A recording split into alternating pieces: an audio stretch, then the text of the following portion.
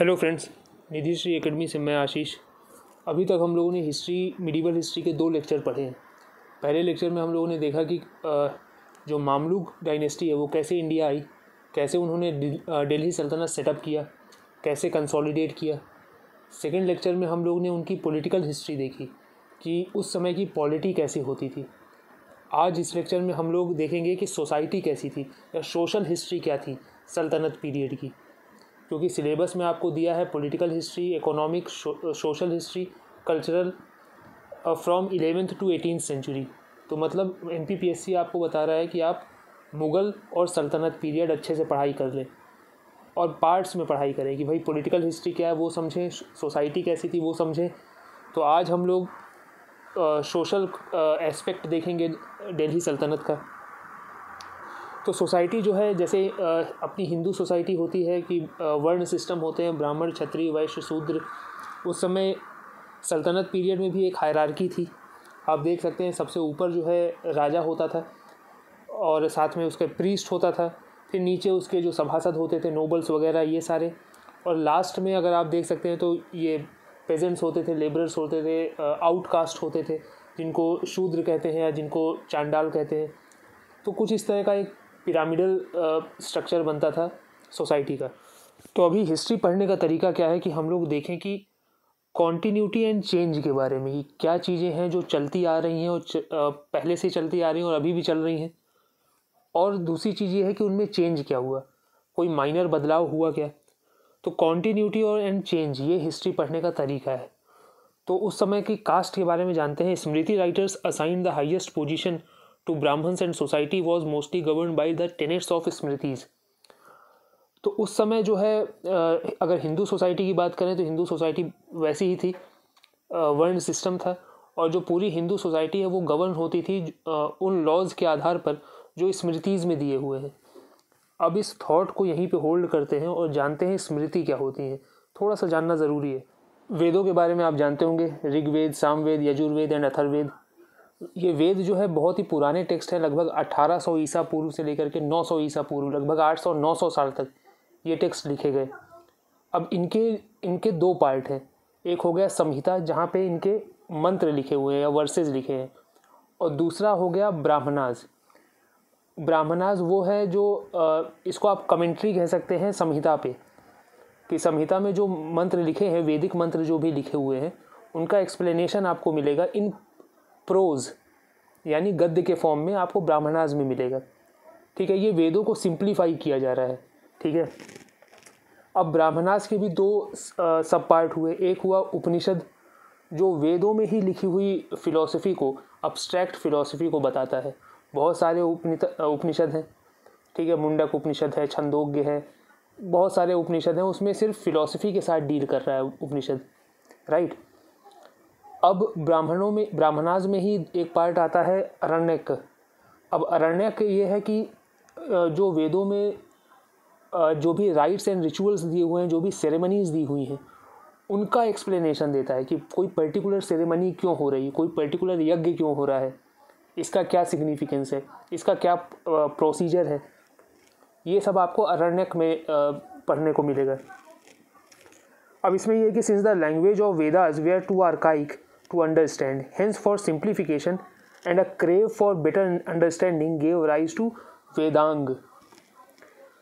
जो जैसे कि वेदास जो है बहुत पहले के ज़माने में लिखे गए थे, तो उनकी जो लैंग्वेज थी वो थी वैदिक संस्कृत, जो धीरे धीरे जो है ऑब्सोलीट होती चली गई। ठीक है, तो इनको सिंप्लीफाई करने के लिए, इनको समझाने के लिए वेदांग आए। तो 6 तरीके के वेदांग हैं: शिक्षा, छंद, व्याकरण, निरुक्ता। निरुक्त मतलब होता है ग्लॉसरी। ठीक है, ज्योतिष, और 6वां वेदांग है कल्पा वेदांग। ठीक है, तो ये जो कल्प वेदांग है ये थोड़ा ध्यान देने वाला है, because it deals with personal conduct and duties of life. हमारे जीवन में हमारा कंडक्ट कैसा होना चाहिए, हमें कौन सी स्टेज में कौन सा काम करना चाहिए, ये सारी चीज़ें जो है कल्प वेदांग में निहित है। नाउ द कल्प वेदांग गेव राइज टू धर्म सूत्र। कल्प वेदांग जो कि पर्सनल कंडक्ट और ड्यूटीज़ की बात करता है, उसी को इलेबोरेट किया गया और धर्म सूत्र की रचना हुई। अब धर्म सूत्र में क्या है, जो कोई भी चीज़ें जो लिखी हैं वो सूक्तियों में लिखी हैं, 1 लाइन 2 लाइन 4 लाइन 8 लाइन में लिखी हैं, तो ये अपने आप में थोड़ा सा एम्बिगुअस भी है। दिस धर्म सूत्र वेयर कलेक्शन ऑफ एफोरिज्म यानी सूक्ति and hence was open ended and left a lot of room for interpretation. किसी भी तरीके से इसको इंटरप्रेट किया जा सकता है धर्म सूत्र को। Dharma Sutras can be called the guide books of Dharma as they discuss the duties and rights of people at different stages of life. किस स्टेज में, अगर वानप्रस्थ में हैं आप तो आपकी क्या ड्यूटी होना चाहिए, अगर आप संन्यास में हैं तो आपकी क्या ड्यूटी होनी चाहिए, आपका सोशल कंडक्ट कैसे होना चाहिए, ये सारी चीज़ें धर्म सूत्र में लिखी हैं। धर्मशास्त्र वे आर डेरिवेटिव्स ऑफ धर्म सूत्र। अभी हम लोगों ने देखा धर्म सूत्र को कि ये बहुत ही ज़्यादा एम्बिगुअस है, ये बहुत ज़्यादा रूम देती है इंटरप्रिटेशन को। तो धर्मशास्त्र को आप फर्दर एलेबोरेशन कह सकते हैं धर्म सूत्र का। And they way are written in verse यानी हिम्स के फॉर्म में लिखा गया इनको। दे वे further manifested by commentaries written on it and those where smritis. अब इन्हीं धर्मशास्त्र पर कई सारे भाष्य लिखे गए हैं जिनको कॉमेंट्रीज कहा गया है। लोगों ने अपने अपने तरीके से इंटरप्रिटेशन करके धर्मशास्त्र को लिखा है और इनको कहा गया है स्मृतियाँ यानी Smriti. Like Manusmriti, Yajnavalkya Smriti, Narada Smriti and so on, बहुत सारी हैं। इन स्मृतियों में क्या लिखा है, basically these Smritis deal with Dharma, कि हमारा राइटियस कंडक्ट क्या है, किस समय हमें क्या काम करना चाहिए, सोशल नॉर्म क्या होता है, सोसाइटी कैसे गवर्न होती है। ठीक है, अब दो चीज़ें हैं, एक स्मृति होता है, दूसरा होता है Shruti. Smriti means which is remembered, a sharp contrast to Shrutis like Vedas. जो वेदास हैं इनको श्रुतियाँ कहा गया है क्योंकि इनका कोई ऑथर नहीं है, इनको किसी ने लिखा नहीं है। ऐसा बोला जाता है कि these Vedas they are transmitted verbally across generation. इनको बड़े बड़े ऋषि मुनियों के द्वारा इनको बोलकर ट्रांसमिट किया गया है, फिर बाद में किसी ने इनको कंपाइल किया होगा। जैसे गुरु नानक जी की जो शब्द हैं, गुरु नानक ने कोई भी चीज़ लिखी नहीं है, वो सिर्फ बोला करते थे, इसलिए उन्हें शब्द कहते हैं, राइट। तो ये श्रुतिज हैं, आप इनको एट्रीब्यूट कर सकते हो वेदास से। फिर जो स्मृतियां हैं वो धर्मशास्त्र धर्म सूत्र हैं जहाँ पे चीज़ें कोडिफाई हुई हैं। बाद में हिंदू लॉ का बेस भी यही स्मृतियां बनी। ये चीज़ें आपको एंशिएंट में भी खूब मिलेंगी, इसका मिडीवल में इसका मुगल तक यूज़ है।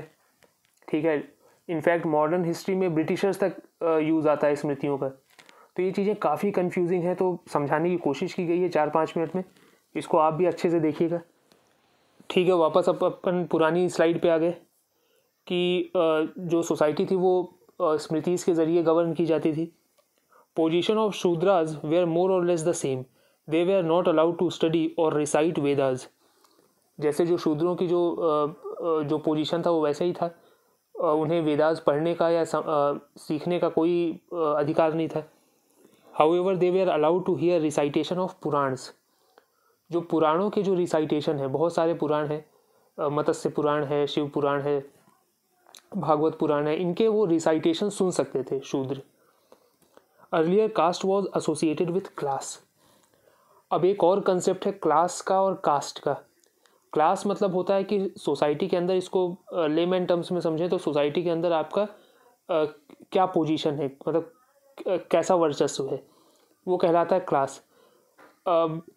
पहले या टर्किश सल्तनत के पहले क्लास और कास्ट जो है बहुत आसानी से इंटरमिंगल कर जाते थे। जो इंसान हायर कास्ट का था उसकी सोसाइटी में क्लास भी ऊपर थी। ठीक है, लेकिन क्लास जो है सिर्फ कास्ट पे डिपेंड नहीं करती है। क्लास फॉर एग्जांपल, अगर आपके पास पैसा बहुत ज़्यादा है और आप कास्ट में थोड़ा नीचे पे लेवल पे भी आते हैं तो भी आपका जो वर्चस्व है या जो आपका डोमिनेंस है वो काफ़ी ज़्यादा होगा। यहाँ पे एग्जांपल देख सकते हैं कि जो वैश्य कास्ट थे, जो बाणिक्स थे, यानी जो बनिया थे, वो लोग खासकर सल्तनत पीरियड में उन्होंने इतने पैसे कमा लिए थे कि उनका डायरेक्ट सुल्तान के साथ उठना बैठना था। यहाँ तक कि मोहम्मद बिन तुगलक ने एक वैश्य को, या एक नगर श्रेष्ठिन कहते थे उनको, बिग बिजनेसमैन, उसको वज़ीर बनाने का भी सोच लिया था।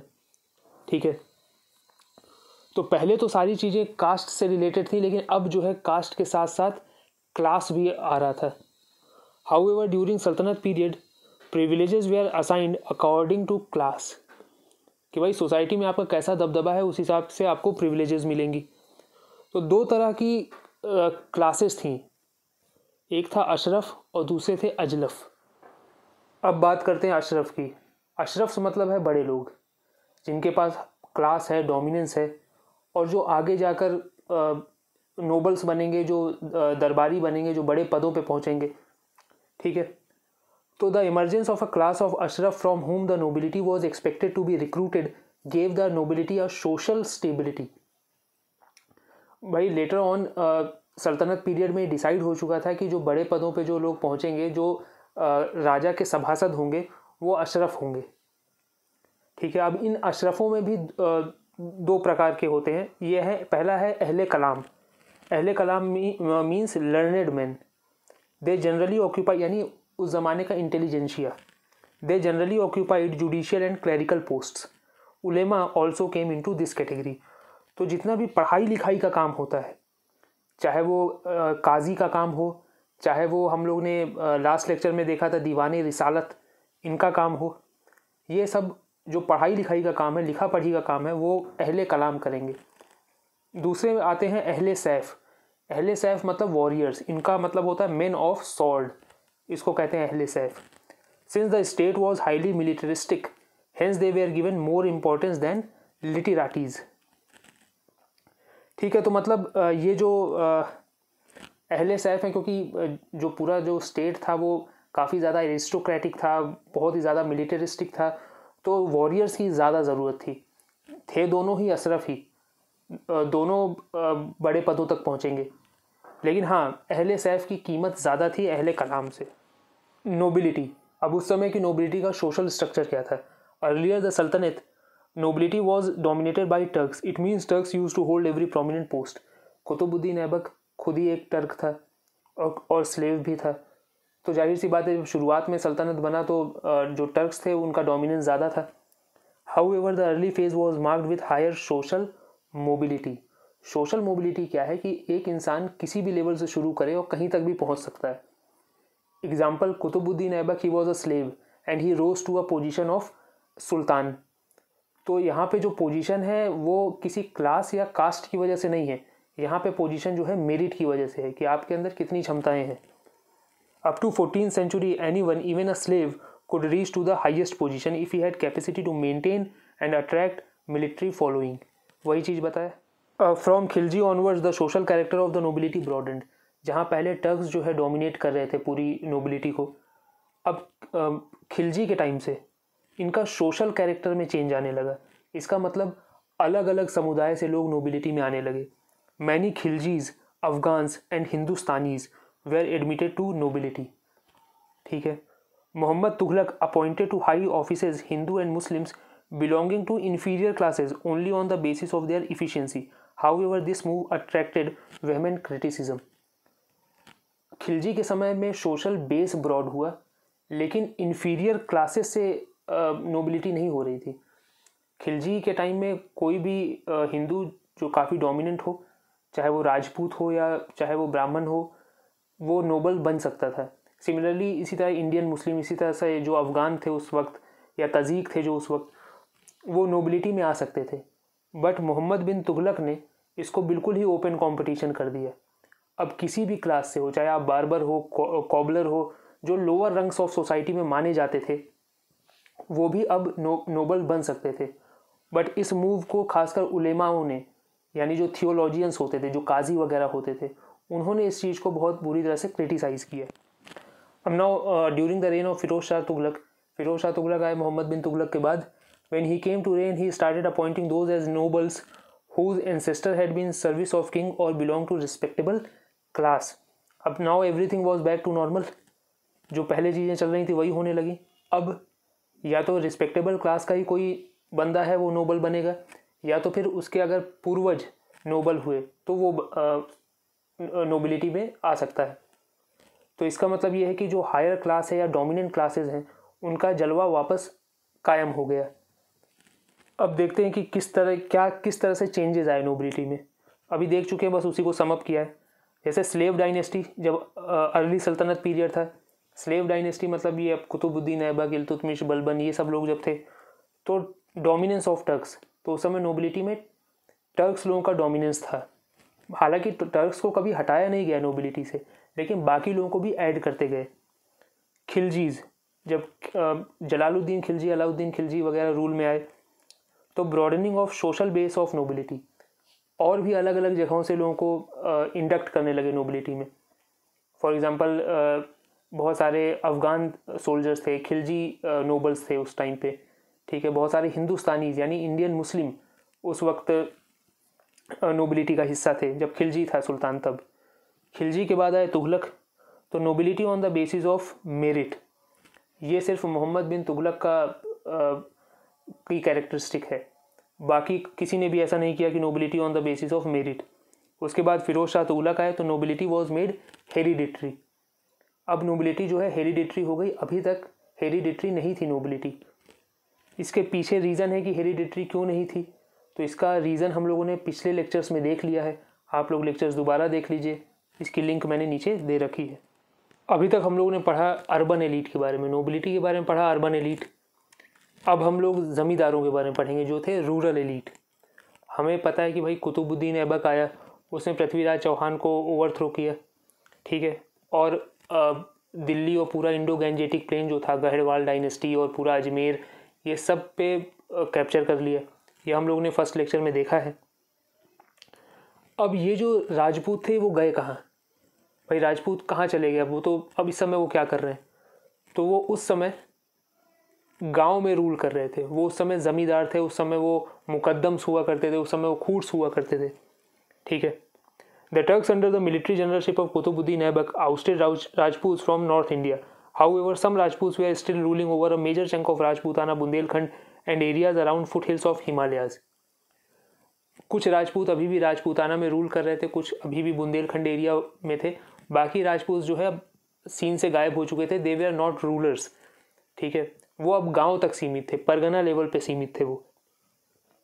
However, they continue to dominate the administration of countryside. So these Rajputs were rural elite. The term Rai, Rana and Rawat were the designation given to them. ये जो टर्म है जैसे राय, राणा, ये उनको डेजिग्नेट किया गया है कि भाई ये इतने गांव के ज़मींदार हैं। वो बाकायदा रेवेन्यू भी कलेक्ट करते थे। कुछ राजपूत जो है अपनी आर्मी भी रखते थे, बड़ी बड़ी कोठियों में रहते थे, और कई बार कोई अगर प्रोविंशियल गवर्नर है या कोई इक़्तिदार है, वो अपने राजा से कुछ विद्रोह करना चाहता है तो ये राजपूत उसकी हेल्प भी कर देते थे। कई बार ऐसा हुआ है कि जब कोई प्रोविंशियल गवर्नर यानी कोई सुल्तान का ही इक़्तिदार जब अपने आप को इंडिपेंडेंट घोषित कर रहा हो तो ये राजपूत उसकी हेल्प कर देते थे, अपनी आर्मी प्रोवाइड करवा देते थे। तो ये सारे जो काम है, ये सारे जो टसल हैं बिटवीन अर्बन एलीट और रूरल एलीट, ये भी देखने को मिले हैं हमें सल्तनत पीरियड में। During 14th centuries, these intermediaries were first referred as जमींदार by Aamir Khusro. The institution of zamindari was hereditary in nature, क्योंकि ये जो मेजर चंक्स ऑफ राजपूत थे वो ज़मींदार हुआ करते थे, और ये जो ज़मींदारी का पूरा इंस्टीट्यूशन था वो हेरिडिटरी था कि उनका बेटा भी ज़मींदार बनेगा, फिर उसका बेटा भी ज़मींदार बनेगा, ठीक है। तो ये थे राजपूत जो थे, अब वो लोकल चीफ्स बन चुके थे। तो अभी तक हम लोगों ने अशरफ की बात की, बड़े लोगों की बात अभी तक चल रही थी। हम लोगों ने अर्बन एलीट्स देख लिए, रूरल एलीट्स देख लिए। अब थोड़ा गरीब लोगों की बात किया जाए, यानी अजलफ्स की। Ajlafs they are counterpart of Ashraf, that is lower और inferior class consisting of citizen, professionals and working section such as weavers, peasants and labourers. जो भी वर्किंग सेक्शन होता था, जो गरीब होता था, जो इसको डिप्रेस्ड क्लास कहते हैं, वो होता था।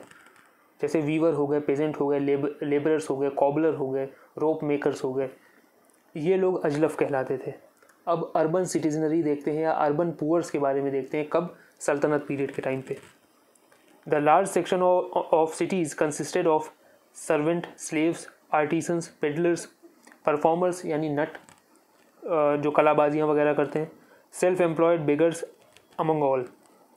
Cities were seen as huge amalgamation of people from diverse background, caste and ethnic origins. हालांकि इसमें कुछ समझने लायक नहीं है, बस ये चीज़ देखने वाली है कि जो भी भले ही जो अर्बन एलीट है वो भले ही अलग अलग हों या वो आपस में झगड़े करें कि भाई मैं टर्क हूँ, आप अफ़गान हो, आप खिलजी हो, लेकिन जो गरीब होते थे वो हमेशा एक साथ रहते थे। ठीक है, अलग अलग एथनिसिटी है इनकी, अलग अलग बैकग्राउंड है, लेकिन ये कोई भी डोमिनेंट क्लास नहीं है, सारे डिप्रेस्ड क्लास हैं और एक साथ रहते थे। ठीक है, अगर फॉर एग्जांपल कोई बंदा वीवर है तो ये बुनकरों का पूरा एक मोहल्ला होता था। वहाँ पे आप चाहे आपकी एथनिसिटी कुछ भी हो, आप ईरानियन हो, आप अफ़गानी हो, आप मुसलमान हो, हिंदू हो, सब एक ही मोहल्ले में रहते थे। ठीक है, cities were seen as huge amalgamation of people from diverse background, caste and ethnic origins. As per tradition, people following a particular profession were living in a specific area called mohallas. Specific area बना दिए गए, जैसे बुनकरों का ये मोहल्ला है, रोप maker का वो है, जो पेडलर्स है उनका मोहल्ला है तीसरा है। इस तरह से एक साथ वो लोग रहा करते थे। ठीक। अब वेरी इंपॉर्टेंट, विलेज लाइफ। हालांकि इनका जो एग्रीकल्चर का जो सिस्टम था वो हम लोग डिटेल में देखेंगे, इकोनॉमिक लाइफ जब हम लोग डिस्कस करेंगे सल्तनत पीरियड की। लेकिन अभी विलेज लाइफ को एज अ सोशल एस्पेक्ट में देखते हैं, सोसाइटी के पर्पज़ से देखते हैं विलेज लाइफ। धर्मशास्त्र, जिसका भी हम लोग ने पूरा डिटेल में बात की, Dharmashastra and Padma Purana describes the miserable life of कृषक at that time. The revenue policy of sultan was further aggravating their situation. अब एक्चुअली रेवेन्यू पॉलिसी क्या थी वो हम लोग इकोनॉमिक लाइफ में देखेंगे, लेकिन हाँ ये है कि एक तो किसान वैसे ही बहुत गरीब होते थे, ऊपर से इनको कुछ रेवेन्यू भी देना है, कुछ फिक्स्ड रेवेन्यू देना है सुल्तान को या अपने ज़मींदार को, तो ये उनकी स्थिति और ख़राब कर देता था। Hemchandra Suri during 12th century divided the village folks into 4 categories.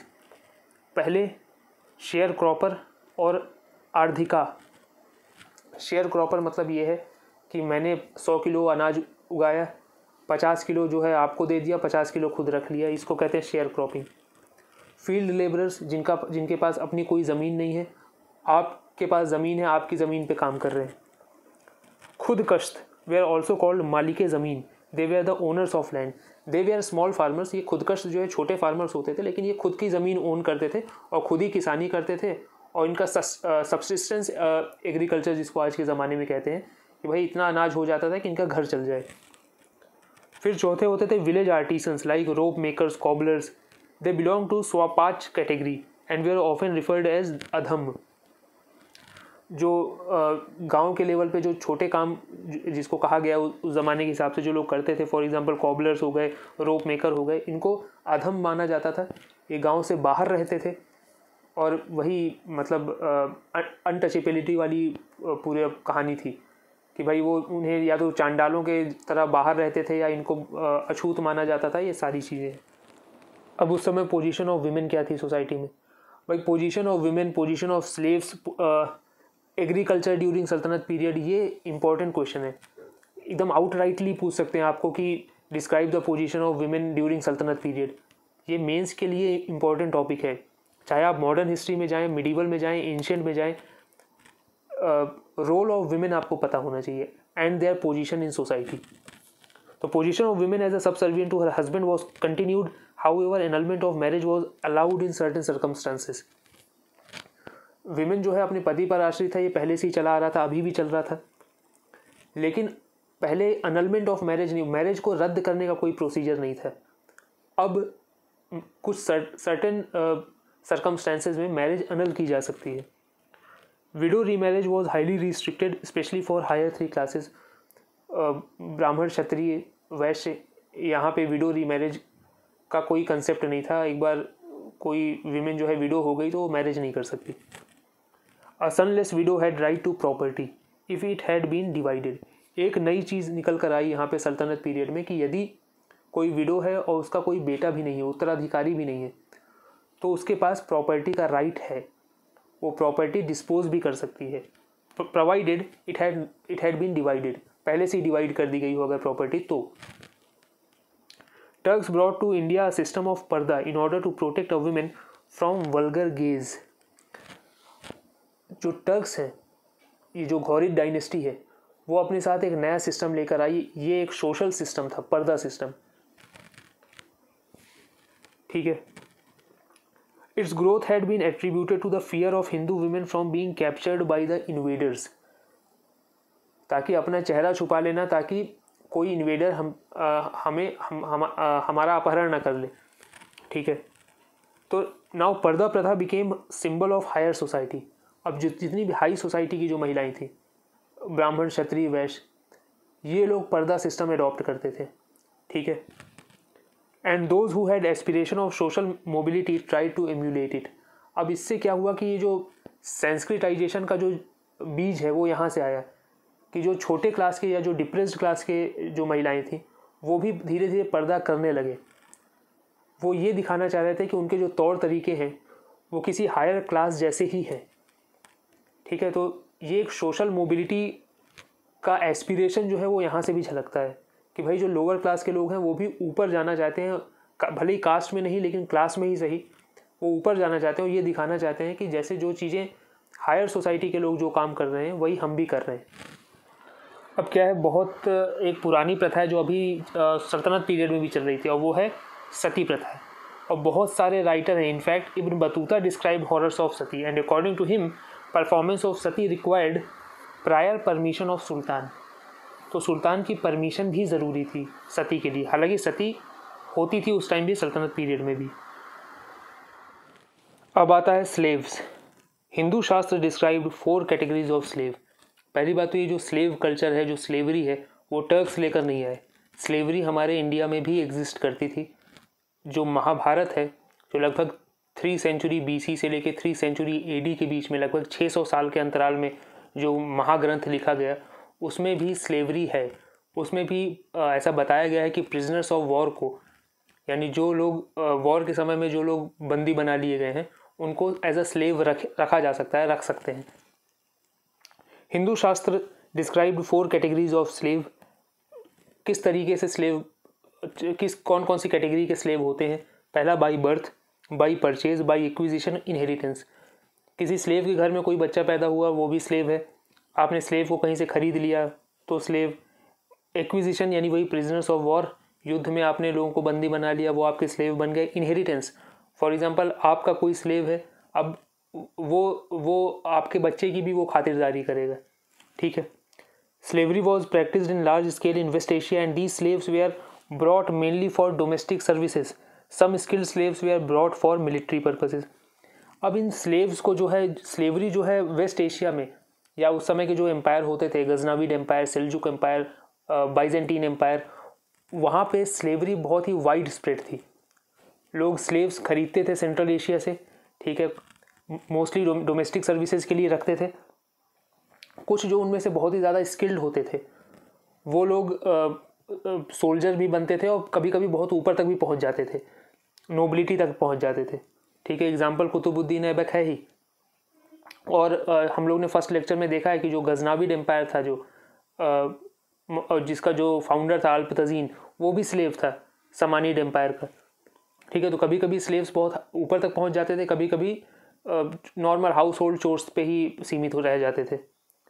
अब कुछ स्लेव्स जो हैं सेंट्रल एशिया से जो स्लेव्स खरीदे जाते थे वो लोग एज अ सोल्जर काम करते थे, लेकिन दिल्ली में जो स्लेव मार्केट था वहाँ से जो स्लेव्स खरीदे जाते थे वो डोमेस्टिक हेल्प के तौर पे यूज़ किया जाता था उनका। At that time slave was like a commodity. Qutbuddin Aibak himself enslaved 20,000 slave post attack on Gujarat. Qutbuddin Aibak ने जब गुजरात में हमला किया तो 20,000 स्लेव उसने ले आया वहाँ से वो। This slave market was organized by Firoz Shah Tughlaq. He ordered his nobles to enslave only prisoners of war and the best among them for the service of Sultan. भाई स्लेव्स इतने ज़्यादा थे उस समय, इतने प्रेवलेंट थे, तो फिरोज शाह तुगलक ने इन स्लेव्स को ऑर्गेनाइज करने के लिए एक पूरा का पूरा डिपार्टमेंट बनाया, दीवाने बंदागन। ठीक है, जहाँ पे सिर्फ स्लेव्स रहते थे और एक कोई नोबल रैंक का कोई अधिकारी उसको सुपरवाइज करता था, उस पूरे डिपार्टमेंट को, दीवाने बंदागन को। ठीक है, प्लस दूसरी चीज़ ये है कि फिरोज शाह तुगलक ने कहा कि सिर्फ आप प्रिजनर्स ऑफ वॉर को ही एनस्लेव कर सकते हो, सिर्फ प्रिजनर्स ऑफ वॉर को ही अपना स्लेव बना सकते हो, बाकी और किसी को नहीं। ठीक है, स्लेव्स खरीदने की ज़रूरत नहीं है, और जो बेस्ट होंगे उनमें से वो फिरोज शाह तुगलक की खिदमत में दिए जाए। फिरोज इवन एस्टैब्लिश्ड द दीवाने बंदागन where slaves were trained as artisans and were required to work in royal karkhanas. ये आर्टिसंस है, स्पेलिंग आप देख लीजिएगा। तो जैसा कि मैंने अभी बताया कि दीवाने बंदागन पूरा एक स्लेव का डिपार्टमेंट बनाया गया। वहाँ पे स्लेव्स को अलग अलग काम, जैसे आर्टिसन हो गया, हैंडीक्राफ्ट हो गया, वीविंग हो गया, ये सारी चीज़ें सिखाई जाती थी। तो दोस्तों आज के लिए बस इतना ही। लेक्चर पसंद आया हो तो लाइक करें, सब्सक्राइब करें, फॉलो करें, अपने सुझाव और शिकायत दें। मैं आपसे मिलूँगा अगले लेक्चर में। अगला लेक्चर प्रोबेबली कल्चरल हिस्ट्री हम लोग पढ़ेंगे सल्तनत पीरियड की, जहाँ पे उनके आर्ट्स एंड कल्चर को हम लोग देखेंगे। तो इम्पोर्टेंट लेक्चर होने वाला है। मैं मिलूँगा आपसे अगले लेक्चर में, तब तक के लिए गुड बाय।